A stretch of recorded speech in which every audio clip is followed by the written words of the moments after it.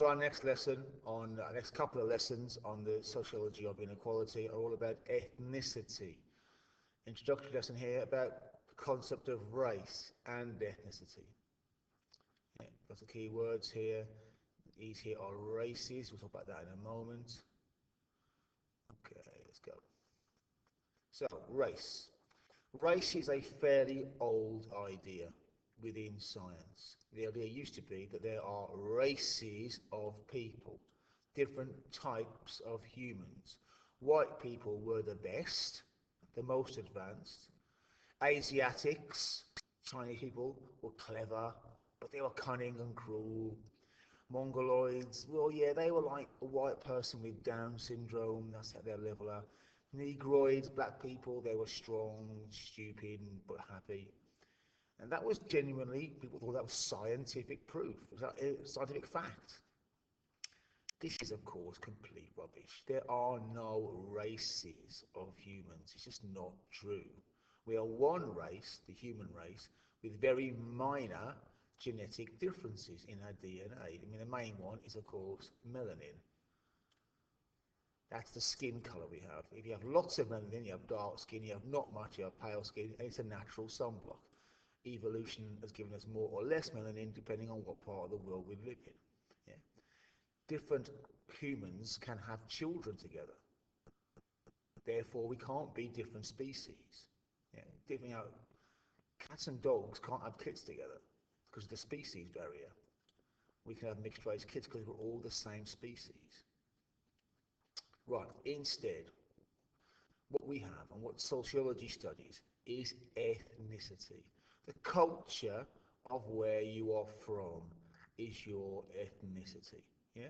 Culture of where you're from is your ethnicity. And in the UK, we have lots of ethnic subcultures. Pakistani, Indian, Black Caribbean, Black African, Chinese, all sorts. They're ethnic subcultures. They're small groups within the main group of the UK. They're essentially, over the years, they become more and more British. They integrate more, particularly if they're white. Within a few generations, they're British. So those of you who are in my class will know my mother is Irish, my father was Polish. You wouldn't know that to look at me, you wouldn't know that to listen to me. I am British, I have integrated. Is all this new? Well, of course it's not new. We had Huguenots move here about 300 years ago from France. We had Jewish migrants, we had loads of Irish immigration. Recently we've had loads of immigration from the EU, from Eastern Europe. So, and they've all mixed in. The slight difference, about 50 years ago, we had people coming in from the Commonwealth, India, Pakistan, Jamaica, the Caribbean.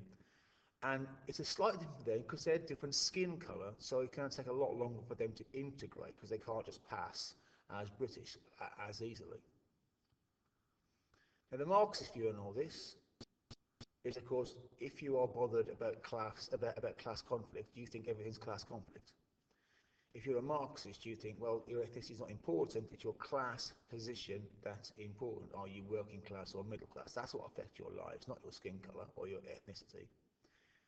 If you're a functionalist, well, you think some migration to the UK is a good idea. It helps revitalise the culture, brings new workers in. Too much will damage the culture.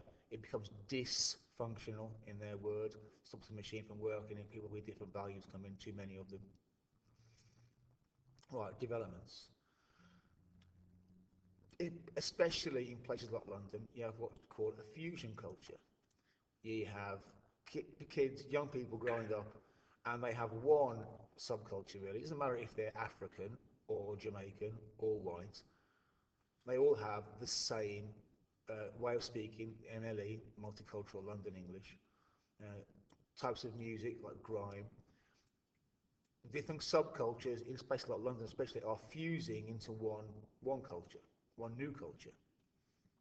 Right, the mass media. Let's start off by thinking about performers and presenters.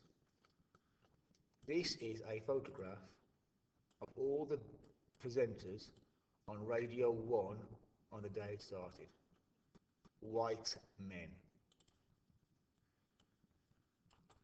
So there's been some progress there. We now have many more women and many more women, people of colour, presenting television programmes and being performers in the media. So that's good. It's got better. Representations by the media. Well, there's definitely been some improvement. So we used to have Love Thy Neighbour, which I've shown you clips of in class, which was, by today's standards, like eye-wateringly racist, and was a very popular TV show at 7 o'clock on Tuesday nights. But it's not all good news, is it? You still got images of young black men as criminals, if they are on there, so it's like tokeny. This is Laurie Cunningham, one of the first big time black footballers in the UK, was accused of being too flash. Still get that today. So young black footballer, read the headline. It's quite negative. How he's got too much money. Then you get essentially the same story, same football club, except the white lad, oh, he's a good lad, he's buying a house for his mum. So representations by the media, it's better, but still not there. Why might this be a problem? Well, for many white people in this country, they don't know any black people. The only thing they know about them is through the mass media, and it may well make them afraid of them. And we'll talk about that more in the next video.